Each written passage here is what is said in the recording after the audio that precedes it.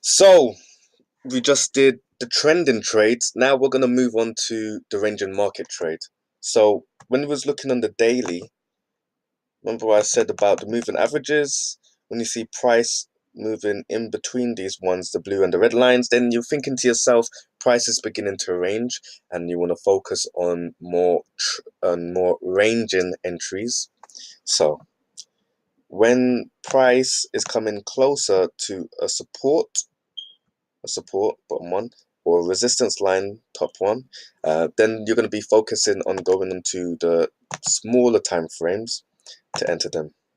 And we're going to be using two things. We're going to be using your counter trend line skill that you learned, and we're going to be using the moving averages to enter. Plus, you're going to be looking at some of the price action that you get to it. So, entire time frame, you'll see on the daily, just around here. Let's move this line. Let's move this box. You can see this green bar here, these three bars together. If you remember before, this is an evening star formation.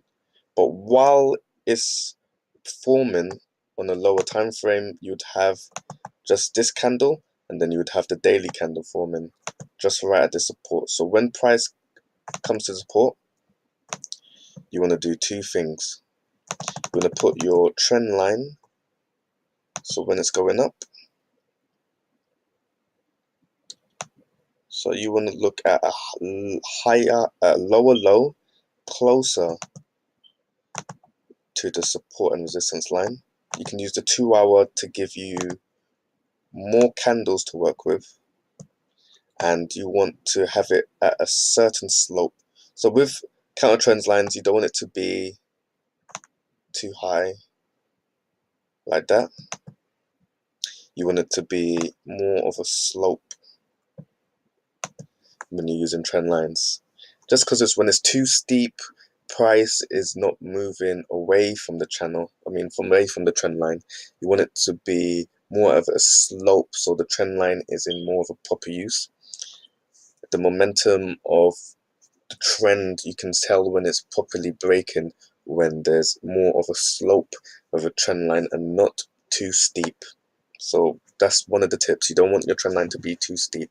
So this is a counter trend line because price, actually, well, it's more of a trend line that's in the same, it's in the same it's in the same direction as your main trend line. But with this trend line, we're using it just in the context of price going towards your support. Then we are using the trend line to wait for your entries. So that's the difference. And remember, when we're using your main trend line, it's on the daily. Any lower time frames, then you can think of it as a counter trend line. So when price is moving up, you can see on the 2 hour, price goes to around here. You see another evening star formation around here. Let me point out to you another evening star formation. And when you see this, you know that price is most likely going to change.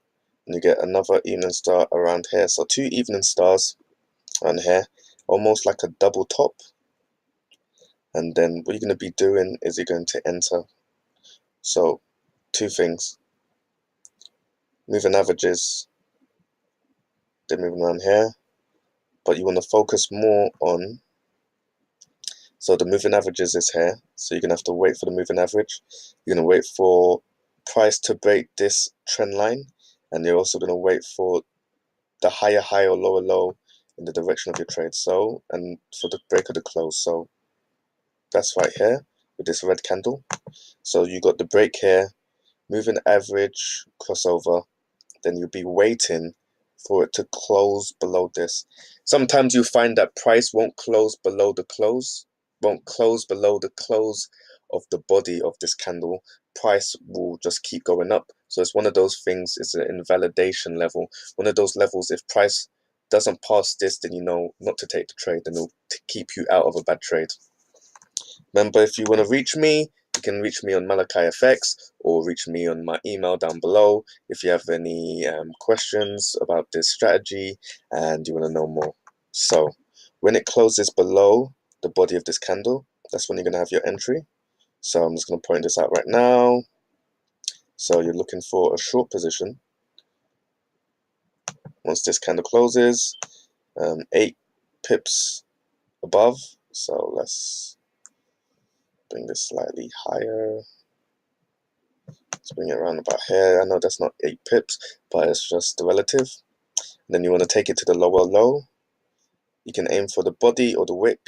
So I say usually aim for the wick for these kind of trades. And there. So you would have entered on the break below of that body of the candle, the lower low, structure break, and then you would have entered. You would have been in profit straight away with no drawdown, and then price hit, you'll take profit, and then you got a little retracement, bounced off this trend line, and then continued upwards. So because it's trending, there's 2 things you can see. You can wait for price to go back up to this support and resistance.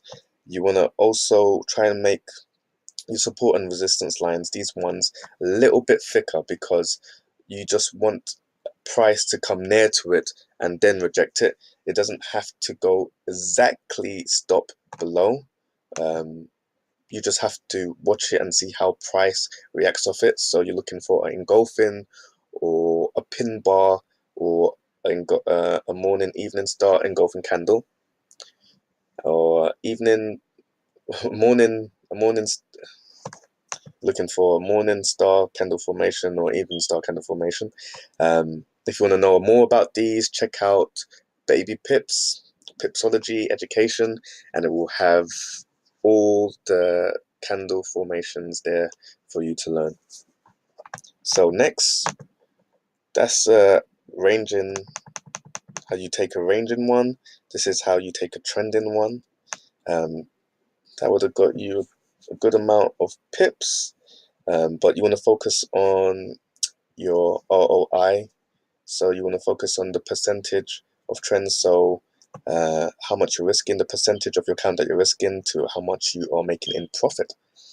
And you can see this one is a 2.73, and this one is slightly higher risk to reward ratio one. This one's more 4.3. So this one's a better risk to reward. And remember what I said, you need at least a 1 to 2. So you're risking, if it was 1% and it's £10, you're risking £10 to make £20, or you want £1 we're risking £10 to make £30. So yeah. So next one, we're going to go on to risk management and take profit, and I'm going to introduce you to Fibonacci, and then we're going to move on to risk management and everything. So see you on the next episode.